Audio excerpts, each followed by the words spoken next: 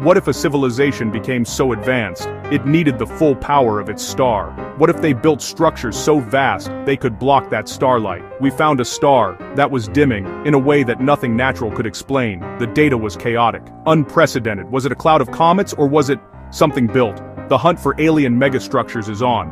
Welcome to 𝐌𝕣𝐌𝕠𝕕𝕙.com, where we explore the invisible poetry of visible life. The universe is vast beyond human comprehension. Billions of galaxies, each containing billions of stars. For generations we have stared into that darkness and asked one profound question: are we alone? We've searched for faint radio signals. We've analyzed the atmospheres of distant planets for the telltale signs of biology. But what if we've been looking for the wrong thing? What if the most advanced civilizations out there aren't hiding? What if they are so powerful, so different, that their very existence changes the sky? We aren't just looking for life. We are looking for technology. We are searching for technosignatures. In 1960, physicist Freeman Dyson proposed a radical idea. He reasoned that any technological civilization, much like our own, would have an ever-increasing demand for energy. Eventually, the energy available on their home planet wouldn't be enough. Their ultimate solution: to capture the entire energy output of their parent star. To do this, they would need to build a megastructure, a vast swarm of orbiting collectors, solar panels and habitats, completely encircling their star. This concept became known as the Dyson Sphere. This wasn't just science fiction, it was a logical extrapolation. It linked directly to the work of Soviet astronomer Nikolai Kardashev, who classified civilizations based on their energy consumption. A Type 1 civilization controls the energy of its planet. A Type 2 civilization controls the energy of its star. A Dyson Sphere is the calling card of a Type 2 civilization. It is an artifact so large it would be visible across the galaxy. But how would you find such a thing? You can't see it directly. It doesn't shine. It blocks. First, you look for the shadow. As this massive swarm of structures orbits its star, it would periodically block the starlight from reaching us. But unlike a planet, which causes a small, regular, U-shaped dip in light, a megastructure would be messy. It would cause massive, irregular, chaotic dips in brightness. Second, you look for the heat. Any machine, any structure, any civilization wastes heat. According to the laws of thermodynamics, all that stellar energy, once used, must be radiated away as low-level thermal energy. A star encased in a megastructure would look dim in visible light, but it would glow unnaturally bright in the infrared spectrum. It would be a star screaming in a language only a thermal camera could understand.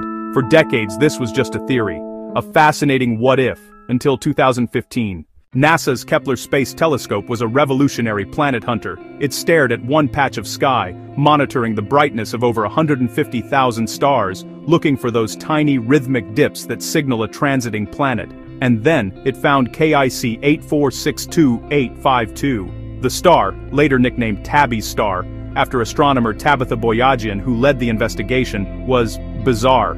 It wasn't dimming by 1 or 2%, like a Jupiter-sized planet. It was dimming by 15, even 22%. The light was being blocked by something enormous, and the dips weren't regular. They were sporadic, lasting for days or weeks, with no discernible pattern. The data was unlike anything we had ever seen. The science community was electrified.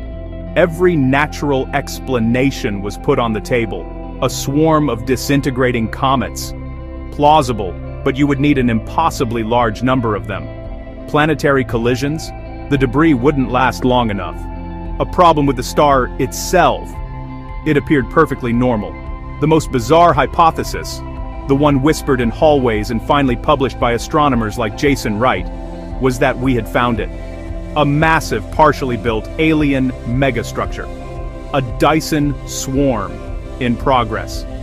For a brief, thrilling moment, KIC 8462852 was the most mysterious star in the universe. Science, however, is not about finding the most exciting answer. It's about finding the correct one. The world's telescopes turned to Tabby Star. The SETI Institute scanned it for radio signals. Nothing. Astronomers looked for that telltale infrared glow, the waste heat. Again, nothing. If something was blocking 22% of the star, there should have been a massive infrared excess. There wasn't.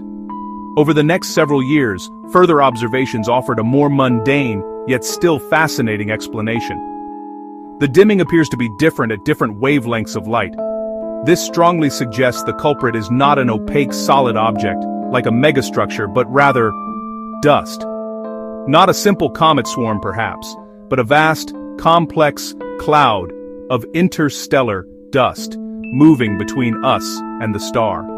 It's an imperfect explanation, and the star remains an anomaly, but the alien megastructure hypothesis has largely faded.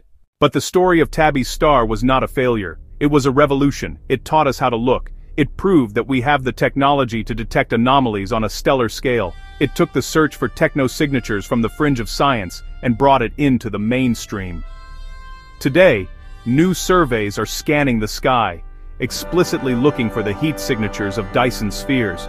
The Vera-Rubin Observatory will soon map the entire night sky every few days, searching for more Tabby stars and other strange signals we haven't even thought of. The search for alien megastructures forces us to confront our own future.